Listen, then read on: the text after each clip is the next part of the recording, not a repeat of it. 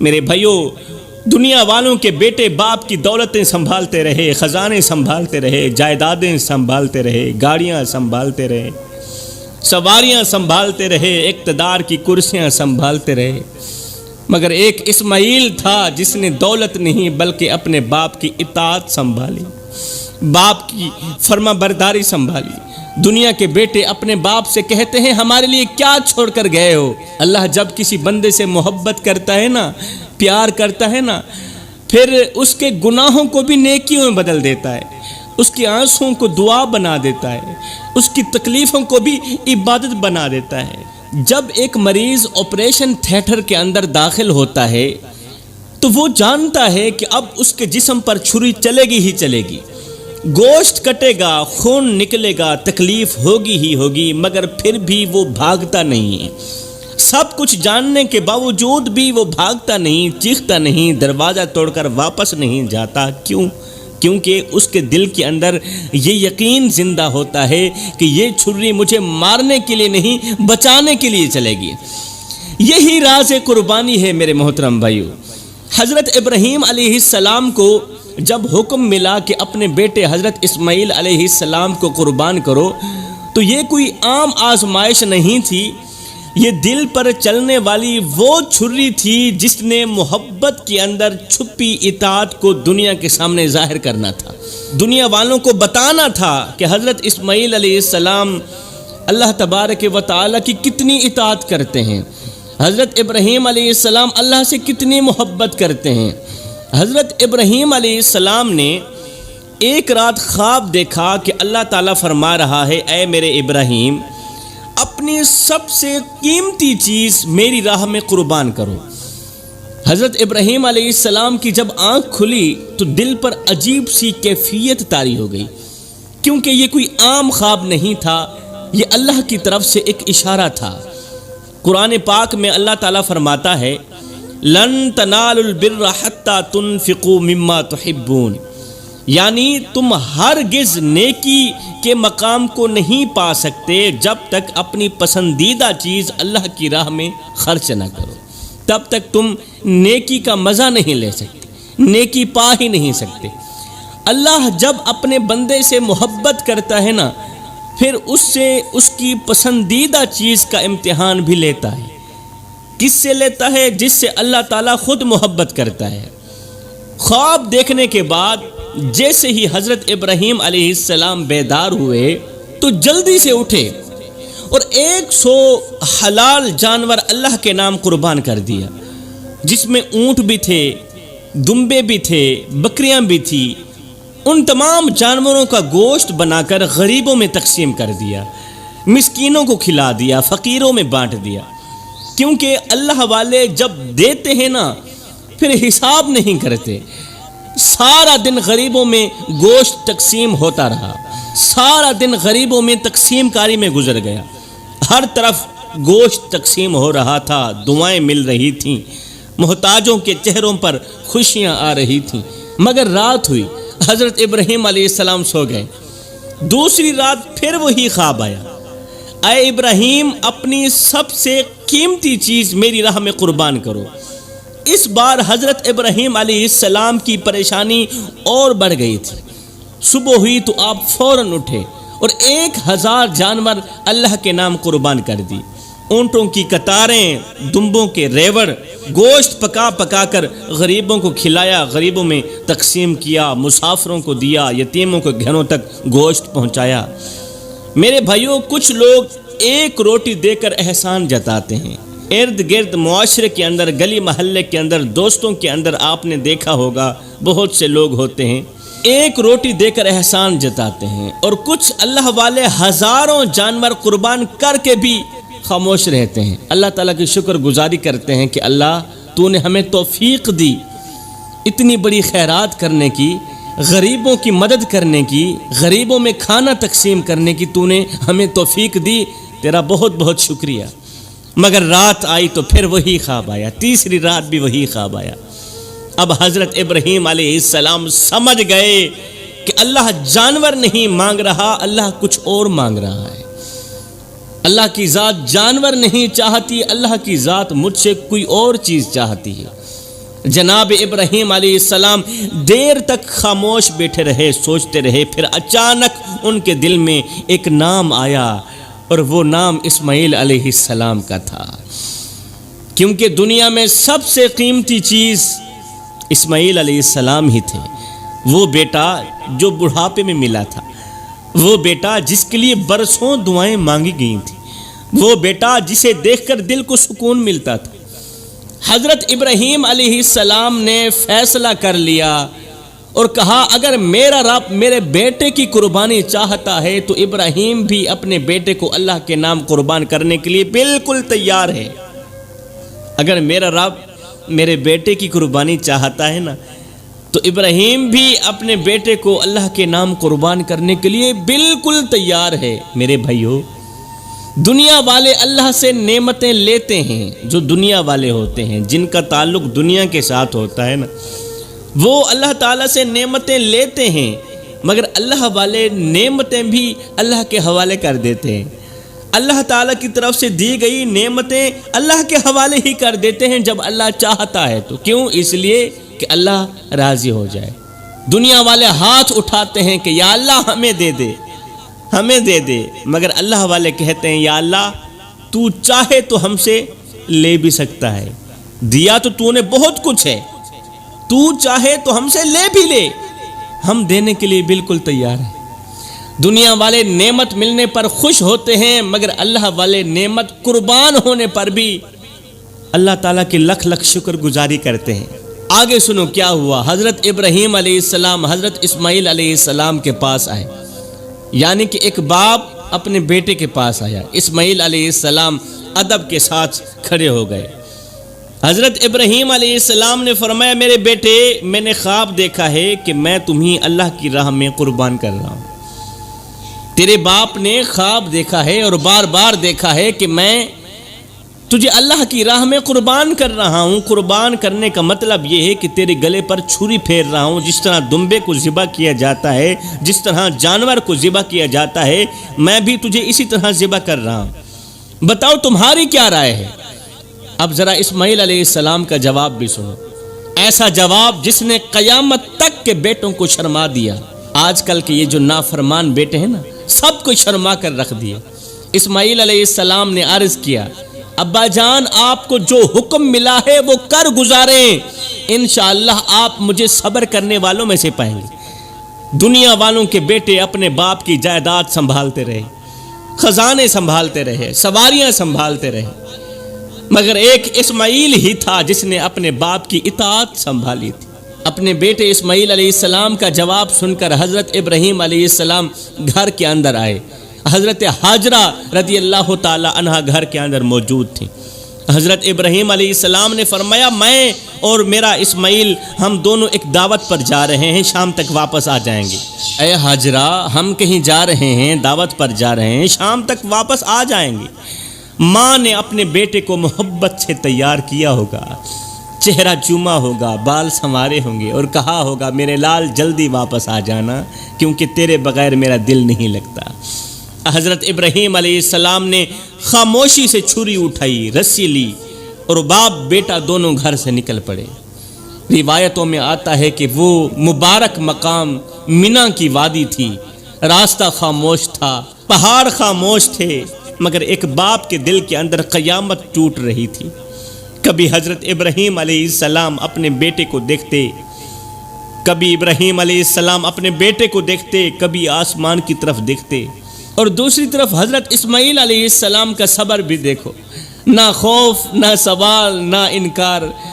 شاید وہ دل میں یہی سوچ رہے تھے کہ اگر میری ایک جان اللہ کی راہ میں چلی جائے تو اس سے بڑی کامیابی بھلا اور کون سی ہو سکتی ہے۔ اب ایک طرف بوڑھا باپ کھڑا ہے، دوسری طرف ننھا سا بیٹا کھڑا ہے، اور درمیان میں اللہ کا حکم کھڑا ہے، اور جہاں اللہ کا حکم آ جائے وہاں محبتوں کو بھی سر جھکانا پڑتا ہے، کیونکہ اللہ کا حکم جو آ گیا ہے۔ حضرت ابراہیم علیہ السلام چاہتے تو کہہ سکتے تھے یا اللہ ساری زندگی اولاد نہیں دی، اب اگر بڑھاپے میں دے بھی دی ہے تو پھر اسے ذبح کرنے کا حکم کیوں دے دیا۔ یاد رہے اللہ والوں کے دلوں میں سوال کم اور یقین زیادہ ہوتا ہے۔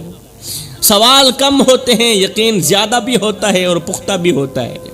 یہی وجہ ہے کہ ایک بوڑھا باپ اپنے اکلوتے بیٹے کو لے کر میدان کی طرف چل پڑا، اور حیرت تو یہ تھی کہ بیٹا بھی خاموش ہو کر ساتھ میں چل پڑا۔ آج کا کوئی بیٹا ہوتا تو باپ کا ہاتھ جھٹک کر کہتا، ابو محبتیں قربان نہیں کی جاتی۔ آج کا نوجوان ہوتا تو کہہ دیتا، محبتیں قربان نہیں کی جاتی، محبتیں بچائی جاتی ہیں۔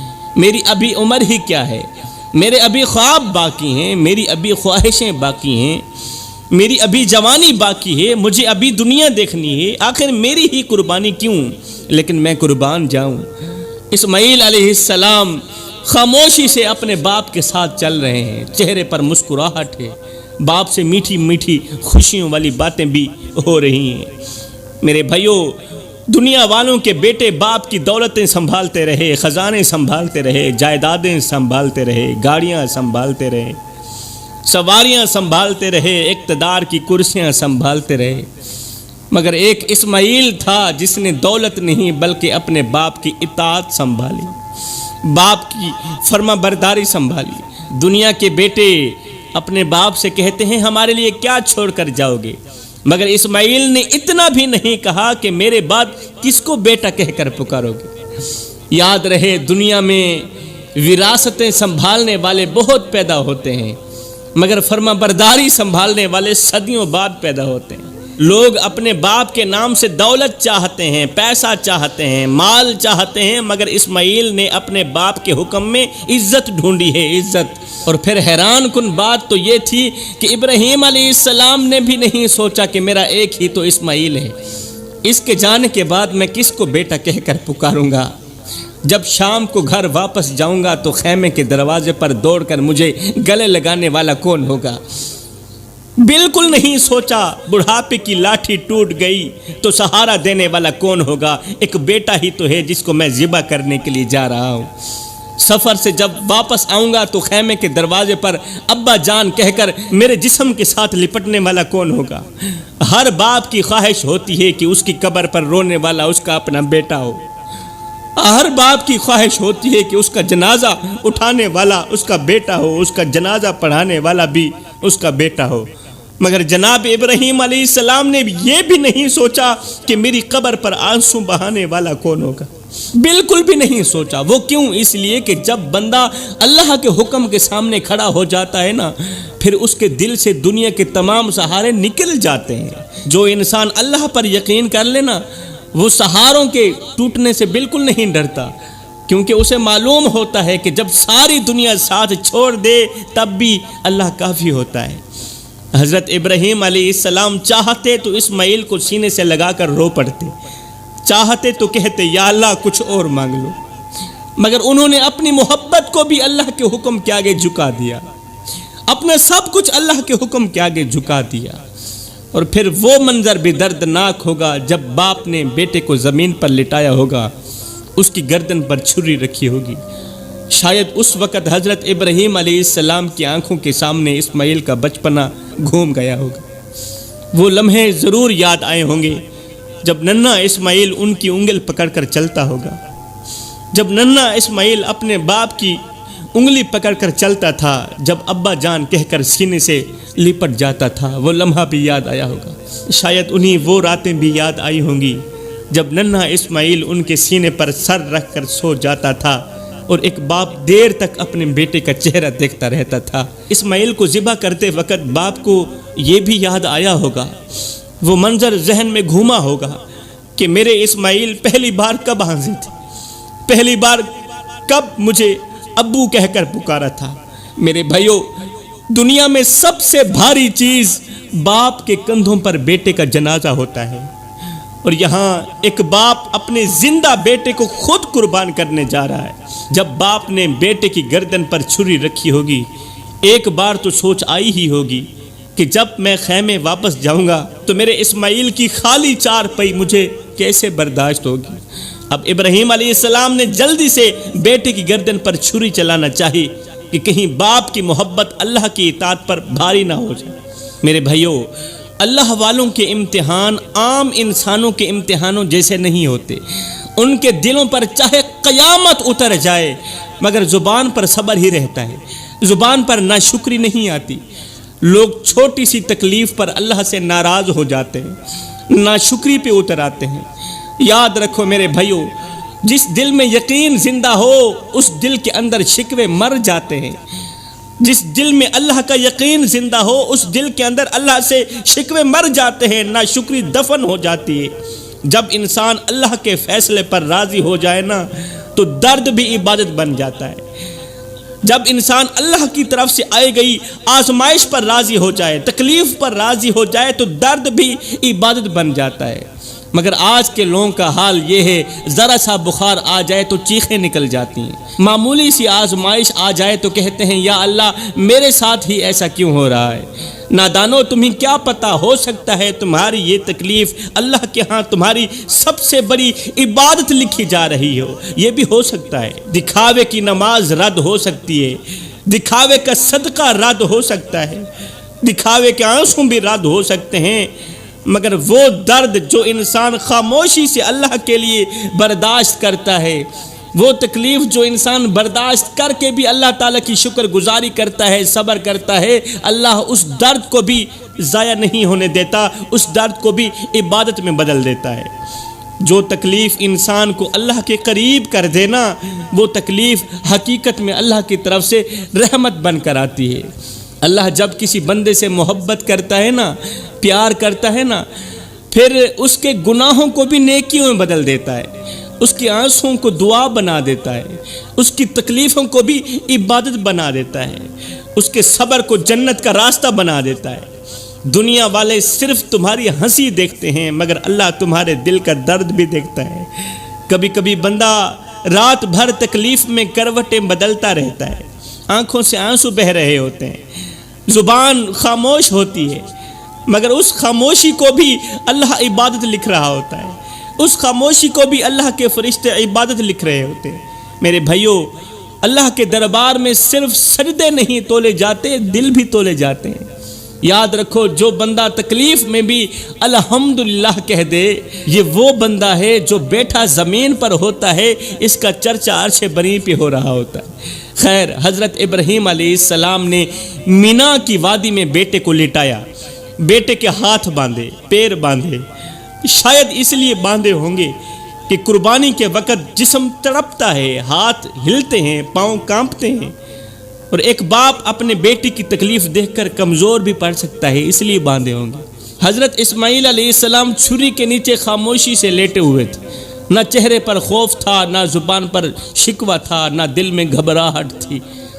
پھر حضرت اسماعیل علیہ السلام نے اپنے باپ سے عرض کی، ابا جان ایک کام تو کرو۔ جی بیٹا، کون سا کام ہے؟ کہا اپنی آنکھوں پر بھی پٹی باندھ دو اور میری آنکھوں پر بھی پٹی باندھ دو، اپنی آنکھوں پر بھی پٹی باندھ لیجیے، کہیں ایسا نہ ہو کہ باپ کے دل کے اندر محبت جاگ جائے، باپ کے دل کے اندر بیٹے کے لیے پیار اور محبت جاگ جائے اور یہ محبت اللہ کے حکم پر غالب آ جائے، کہیں ایسا نہ ہو جائے۔ اور اگر ہو سکے تو میری آنکھوں پر بھی پٹی باندھ دیجیے، کہیں میرے دل میں یہ خیال نہ آ جائے کہ میرا باپ اس قدر سخت دل ہو گیا ہے کہ اپنے ہی بیٹے کی گردن کاٹ رہا ہے، بیٹے کا گلا کاٹ رہا ہے۔ ذرا سوچو میرے بھائیو، ایک طرف باپ اپنے بیٹے کو قربان کرنے کے لیے تیار کھڑا ہے اور دوسری طرف بیٹا اپنے باپ کے دل کو بچانے کی فکر کر رہا ہے، بیٹا اپنے باپ کے ایمان کو بچانے کی فکر کر رہا ہے۔ بیٹا کہتا ہے کہ میرا باپ اس آزمائش میں کامیاب ہو جائے، اس امتحان میں کامیاب ہو جائے۔ یہی ایمان ہوتا ہے، یہی یقین ہوتا ہے، یہی وہ محبت ہوتی ہے جو اللہ کے لیے ہو تو انسان کو آسمانوں سے بھی اونچا کر دیتی ہے۔ حضرت ابراہیم علیہ السلام نے اپنی آنکھوں پر پٹی باندھی اور حضرت اسماعیل کی آنکھوں پر بھی پٹی باندھی، پھر کانپتے ہاتھوں سے چھری بیٹے کی گردن پر رکھی، گلے پر رکھی اور پوری قوت کے ساتھ چھری چلا دی، پورے زور کے ساتھ چھری چلائی مگر چھری نے گلا نہ کاٹا۔ حضرت ابراہیم علیہ السلام حیران رہ گئے، انہوں نے چھری کو دوبارہ تیز کیا، پتھر کے ساتھ دوبارہ تیز کیا، پوری طاقت کے ساتھ پھر بیٹے کے گلے پر رکھی مگر چھری ابھی بھی نہ چلی، زور سے چلائی، تیزی سے چلائی، پوری قوت سے چلائی، چھری نہ چلی۔ حضرت ابراہیم علیہ السلام کے دل کی بے چینی اور بڑھ گئی، وہ کہنے لگے اے چھری تو کیوں نہیں کاٹتی؟ کہیں ایسا نہ ہو کہ میرے رب کا حکم پورا کرنے میں دیر ہو جائے اور میرا رب مجھ سے ناراض ہو جائے، کہیں ایسا نہ ہو۔ پھر جب بار بار چھری نہ چلی تو حضرت ابراہیم علیہ السلام کی آنکھوں سے آنسو نکل آئے۔ حضرت ابراہیم رو پڑے اور عرض کرنے لگے، اے اللہ، جب تیرا بندہ دل و جان سے اپنے بیٹے کی قربانی دینا چاہتا ہے تو پھر تو قبول کیوں نہیں کرتا؟ رو کر کہنے لگے، اے اللہ، جب تیرا بندہ دل و جان سے اپنے بیٹے کی قربانی دینا چاہتا ہے تو پھر تو قبول کیوں نہیں کرتا؟ مالک، میں زبردستی نہیں کر رہا، میں اپنے دل کا ٹکڑا تیرے نام پر خوشی سے قربان کر رہا ہوں اور میرا بیٹا بھی خوشی سے قربان ہونے کے لیے تیار ہے۔ اے اللہ، ہماری قربانی قبول فرما لے، اس چھری کو توفیق دے کہ وہ میرے بیٹے کی گردن کاٹ دے اور میری یہ قربانی قبول ہو جائے۔ کہتے ہیں کہ جب حضرت ابراہیم علیہ السلام یہ دعا مانگ رہے تھے کہ اللہ چھری کو توفیق دے، ہمت دے کہ یہ میری اس دعوت کو قبول کرے، اس قربانی کو قبول کرے، میرے بیٹے کی گردن پر چل جائے، جب آپ یہ کہہ رہے تھے تو نیچے سے حضرت اسماعیل علیہ السلام آمین بول رہے تھے۔ اسماعیل علیہ السلام ننھا بیٹا بھی بول پڑا، اے اللہ، میری قربانی قبول فرما لے، چھری کو چلنے کی توفیق دے دے۔ ذرا سوچو، آج لوگ معمولی سی تکلیف سے بچنے کے لیے دعائیں مانگتے ہیں، معمولی سی تکلیف سے بچنے کے لیے بھی دعائیں مانگتے ہیں، اور دوسری طرف ایک ننھا سا بچہ ایسا بھی ہے جو دعا مانگ رہا ہے کہ یا اللہ، میری قربانی قبول فرما لے، مجھے اپنی پاک بارگاہ میں قبول فرما لینا۔ پھر حضرت ابراہیم علیہ السلام نے ایک بار پھر پوری قوت کے ساتھ چھری چلائی۔ اس بار اللہ کا کرنا ایسا ہوا کہ چھری چل پڑی۔ حضرت ابراہیم علیہ السلام کو محسوس ہوا، یقین ہوا کہ گردن کٹ گئی ہے، بیٹے کی گردن کٹ گئی ہے۔ مگر میرے بھائیوں، حیرت کی بات دیکھو کہ حضرت ابراہیم علیہ السلام بجائے رونے کے کہ میرا بیٹا چلا گیا، لیکن آپ نے کہا شکر الحمدللہ۔ جیسے ہی آپ کو یقین ہوا کہ چھری چل گئی ہے، محسوس ہوا چھری چل گئی ہے، تو آپ نے کہا شکر الحمدللہ، کیونکہ اللہ والوں کے نزدیک سب سے بڑی خوشی اپنی خواہش پوری ہونا نہیں ہوتی، سب سے بڑی خوشی اللہ کا حکم پورا ہونا ہوتی۔ پھر جب آنکھوں سے پٹی ہٹائی تو دیکھا حضرت اسماعیل علیہ السلام ایک طرف کھڑے اور نیچے جنت کا دمبا ذبح ہوا پڑا ہے۔ آسمان سے آواز آئی، اے ابراہیم، تم نے خواب سچا کر دکھایا، تو اس امتحان میں کامیاب ہوا۔ یہی وجہ ہے کہ آج بھی قربانی صرف جانور ذبح کرنے کا نام نہیں، بلکہ اپنی محبتوں، اپنی خواہشوں، اپنی انا اور اپنے غرور کو اللہ کے سامنے قربان کرنے کا نام بھی ہے۔ سب سے بڑی قربانی بکرے کی نہیں، نفس کی قربانی ہوتی ہے۔ 10 لاکھ کا جانور ذبح کر دینا آسان ہے، مگر اپنے اندر بیٹھے ہوئے اس فرعون کو ذبح کرنا بہت مشکل ہے، جو ہر وقت کہتا ہے بس میری خواہش پوری ہونی چاہیے، جسے نفس کہتے ہیں۔ اس نفس کو ذبح کرنا بہت مشکل ہے، جو ہر وقت انسان کو اندر ہی اندر بھڑکاتا رہتا ہے کہ بس میری خواہش پوری ہونی چاہیے۔ میرے بھائیوں، بعض لوگوں کے ہاتھ میں تسبیح ہوتی ہے، مگر دل کے اندر نفس کی حکومت چل رہی ہوتی ہے۔ زبان پر اللہ اللہ ہوتا ہے، مگر فیصلے خواہشوں کے ہو رہے ہوتے ہیں، فیصلے نفس کے ہو رہے ہوتے ہیں۔ یہی نفس انسان کو وہاں گراتا ہے جہاں شیطان بھی صرف دیکھتا ہی رہ جاتا ہے۔ یہ جو نفس ہے، یہ شیطان سے کئی درجے بڑھ جاتا ہے آگے۔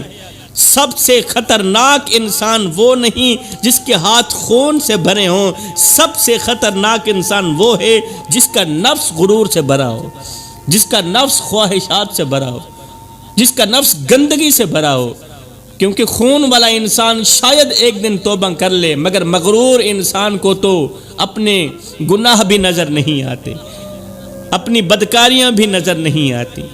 کسی اللہ والے نے بڑی عجیب بات کی تھی کہ انسان پہاڑ سے گر جائے تو بچ سکتا ہے، انسان پہاڑ سے گر کر بچ سکتا ہے، سمندر میں ڈوب کر بھی بچ سکتا ہے، مگر اگر وہ اپنے نفس میں ڈوب گیا پھر اس کا بچنا مشکل ہو جاتا ہے۔ آج لوگ شیطان کو گالیاں دیتے ہیں، حالانکہ انسان کو سب سے زیادہ تباہ اس کا اپنا نفس ہی کرتا ہے۔ لوگ شیطان کو گالیاں دے رہے ہیں اور اپنے اندر چھپے ہوئے فرعون کو، اپنے اندر چھپے ہوئے کتے نفس کو شاباش دے رہے ہیں، شیطان کو گالیاں دی جا رہی۔ یاد رکھنا جوانو، جس عبادت کے بعد انسان کے اندر عاجزی پیدا نہ ہو، وہ عبادت صرف جسم کی تھکن ہوتی ہے، روح کی بیداری نہیں ہو سکتی۔ نفس وہ بادشاہ ہے جو انسان کو اتنا اندھا کر دیتا ہے کہ انسان اپنے گناہوں کو بھی حق سمجھنے لگتا ہے، گناہ کر کے بھی کہتا ہے میں صحیح کر رہا ہوں، میں ٹھیک کر رہا ہوں۔ اس لیے میں کہتا ہوں اگر قربانی کے بعد بھی انسان کے اندر کا غرور زندہ ہے، خواہش زندہ ہے، تکبر زندہ ہے، تو سمجھ لو صرف جانور ذبح ہوا ہے، قربانی تو ابھی باقی ہے۔ صرف بکرا ہی ذبح ہوا ہے۔ اگر تمہارے اندر خواہشات زندہ ہیں، تکبر زندہ ہے، میں زندہ ہے، تو پھر صرف جانور ہی ذبح ہوا ہے، قربانی ابھی باقی ہے۔ قربانی اس لمحے شروع ہوتی ہے جب انسان اپنے نفس کے گلے پر وار کرتا ہے۔ قرآن پاک میں اللہ تعالیٰ فرماتا ہے لَن يَنَالَ اللَّهَ لُحُومُهَا وَلَا دِمَاؤُهَا وَلَٰكِن يَنَالُهُ التَّقْوَىٰ مِنكُمْ، یعنی اللہ تک نہ ان کا گوشت پہنچتا ہے، نہ خون پہنچتا ہے، اللہ تک تو تمہارا تقویٰ پہنچتا ہے۔ اب ذرا سوچنے والی بات ہے کہ اگر اللہ کو صرف خون ہی چاہیے ہوتا تو قصائی دنیا کے سب سے بڑے ولی ہوتے۔ اگر اللہ کو صرف خون ہی چاہیے ہوتا، مگر اللہ خون نہیں دیکھتا، اللہ دل دیکھتا ہے۔ میرے بھائیوں، بعض لوگ قربانی کے دن جانور خریدتے وقت لوگوں کو اپنے جانور کی قیمت سناتے ہیں، لوگوں کو اپنے جانور کی قیمت سناتے ہیں، مگر اللہ کے سامنے اپنی اوقات بھول جاتے ہیں۔ 10 لاکھ کا جانور خرید لینا آسان ہے میرے بھائی، مگر 10 منٹ کے لیے اپنے نفس کو خاموش کرنا بہت مشکل ہے، اپنے نفس پر چھرا چلانا بہت مشکل ہے۔ کسی نے کیا خوب کہا تھا کہ ایسا نہیں کہ نفس کا شیطان مر گیا، شیطان تو ہے زندہ، انسان مر گیا۔ میں دعا کرتا ہوں اللہ ہمیں صراط مستقیم پر چلنے کی توفیق عطا فرما۔